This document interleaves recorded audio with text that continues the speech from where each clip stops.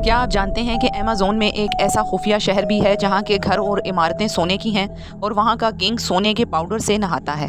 जी हां, 1925 में British explorer पर्सी faucet Amazon में एक ऐसे शहर की तलाश में निकले थे जिसके बारे में कहा जाता था कि वो पूरे का पूरा शहर सोने का बना हुआ है और वहाँ का किंग रोज़ाना सोने के पाउडर से नहाता है।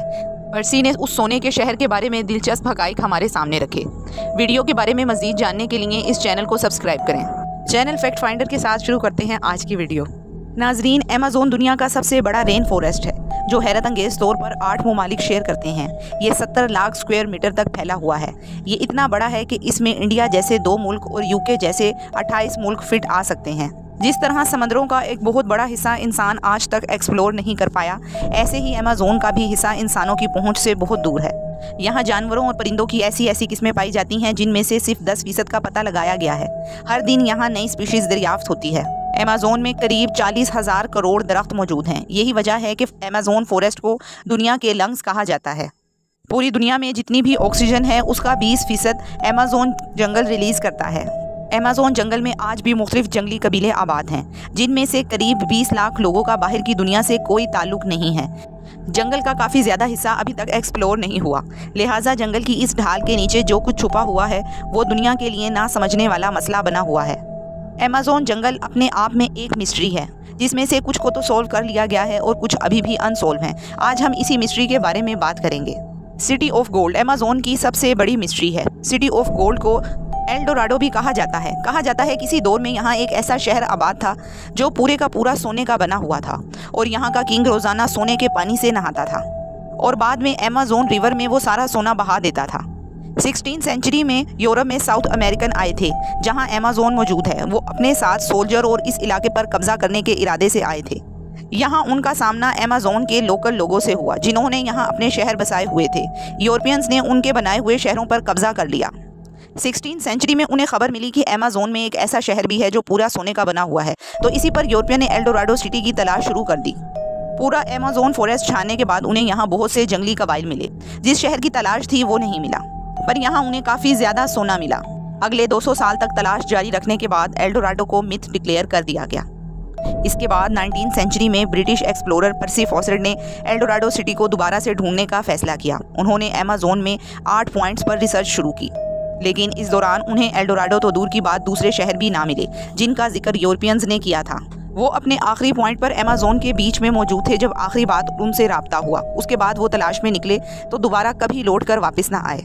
29 मई 1925 का दिन था और वो जिस जगह से गायब हुए थे वो ब्राज़ील की स्टेट मेटाग्रोस थी। उनको कई महीनों तक तलाश किया गया, लेकिन वो ना तो खुद मिले और ना ही उनकी डेड बॉडी मिली। साइंटिस्ट कम्युनिटी का मानना है कि ये जगह इंसानों के काबिल नहीं है। यहाँ इंसानों का रहना लगभग नामुमकिन है। लेकिन फिर जैसे जैसे टेक्नोलॉजी एडवांस होती गई तो अमेज़न में कुछ ऐसे निशानात मिले जिससे ये जाहिर होता है कि किसी दौर में इंसानों ने यहाँ पूरे शहर बसाए हुए थे। असल में पर्सी जिस जगह पर तलाश कर रहे थे वो जगह तो बिल्कुल ठीक थी, लेकिन ढूंढने का तरीका बिल्कुल गलत था। साइंटिस्ट को यहाँ कई मकामात पर ह्यूमन वेस्ट दबा हुआ मिला है। साइंटिस्ट ने अमेज़न में कई मकामात पर रेडार स्कैनिंग के जरिए घने जंगल की लेयर के नीचे पत्थर से बने हुए स्ट्रक्चर्स को दरियाफ्त किया है जिनको वक्त ने छुपा दिया था। नेशनल ज्योग्राफिक की टीम ने भी अरेबियन सी से 15 किलोमीटर अंदर अमेज़न में एक ऐसा शहर तलाश किया है जिसमें 2500 साल पुराने स्ट्रक्चर्स मिले हैं, लेकिन उनमें से एल डोराडो कौन सा है और वो किस जगह पर मौजूद था ये आज तक एक मिस्ट्री बना हुआ है। अमेज़न में काफ़ी ऐसे कबीले भी रहते हैं जिन्होंने आज तक बाहर की दुनिया को नहीं देखा।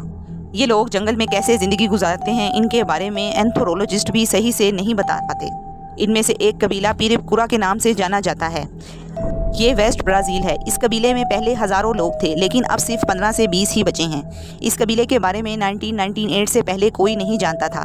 1998 में जब इनका पहली बार दुनिया से राब्ता हुआ तो इनकी लैंग्वेज बहुत अलग थी, लेकिन ये अंदाज़ा हो रहा था कि वो अपना दुख दर्द बयान कर रहे हैं। जब उनकी लैंग्वेज को डिकोड किया गया तो पता चला कि उनका कबीला पहले बहुत ताकतवर हुआ करता था, लेकिन फिर कुछ कब्ज़ा माफिया ने फॉरेस्ट में माइनिंग के लिए उनके साथियों को मार डाला, जिनमें से ये कुछ लोग बच गए थे।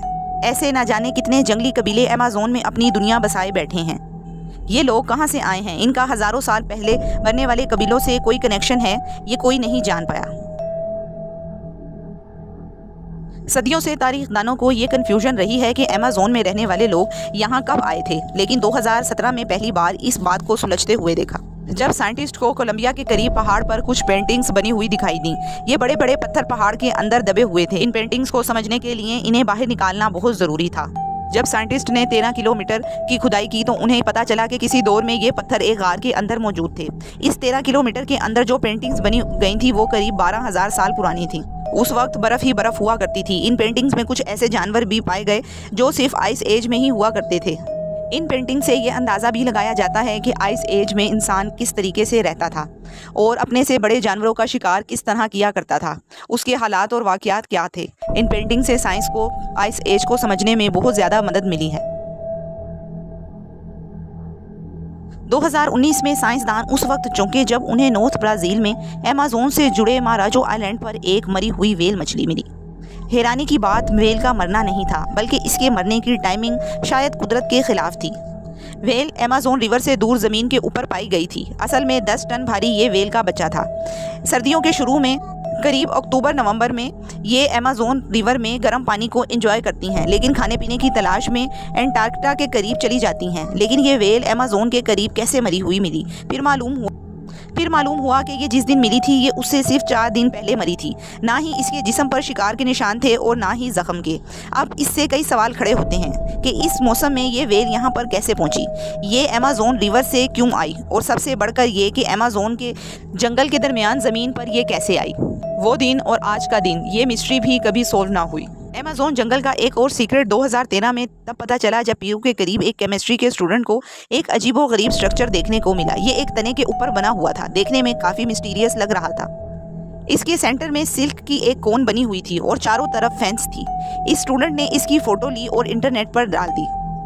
लेकिन हैरत की बात यह थी कि आज तक ये किसी ने भी नहीं देखा था। इसके बारे में मज़ीद जानने के लिए साइंसदानों ने एक टीम तश्कील दी और उस हिस्से को विजिट करने लगे। थोड़ी ही देर में उन्होंने ऐसे 45 स्ट्रक्चर ढूंढ लिए। कुछ तो दरख्तों पर बने हुए थे और कुछ पत्तों पर। इस मिस्टीरियस स्ट्रक्चर को सिल्क हेंज का नाम दिया गया। इनमें से कुछ स्ट्रक्चर को वो अपने साथ ले गए। माइक्रोस्कोप की मदद से जब रिसर्च किया गई तो पता चला कि ये छोटे छोटे वाइट डस्ट सेल्स इसके अंदर घूम रहे हैं। ये कीड़े सिल्क के नहीं थे। इससे ये बात तो कन्फर्म हो गई। और ये स्ट्रक्चर इन कीड़ों ने नहीं बनाए। कुछ दिन बाद स्ट्रक्चर की बीच वाली बॉल आहिस्ता आहिस्ता फटने लगी और उसमें से एक स्पाइडर बाहर आई। असल में ये स्ट्रक्चर एक स्पाइडर की खास स्पीशीज ने बनाई थी जो सिर्फ अमेज़न में पाई जाती हैं। ये स्पाइडर अपने अंडों के गिर्द फेंस बनाती हैं ताकि इसमें छोटे छोटे वाइट डस्ट से फंस सकें और जब इनका बच्चा बॉल से बाहर आए तो उसके पास खाने पीने के लिए कुछ ना कुछ हो। अमेज़न जंगल कुदरत का एक शाहकार है जहां आपको हर दिन कुछ नया सीखने को मिलता है। कुछ नए जानवरों और पौधों को आप देखते हैं, कुछ के बारे में सर्च करते हैं। उम्मीद है फैक्ट फाइंडर की ये वीडियो आपको पसंद आई होगी। वीडियो अच्छी लगी हो तो वीडियो को लाइक और चैनल को सब्सक्राइब कर दें। वीडियो देखने के लिए शुक्रिया।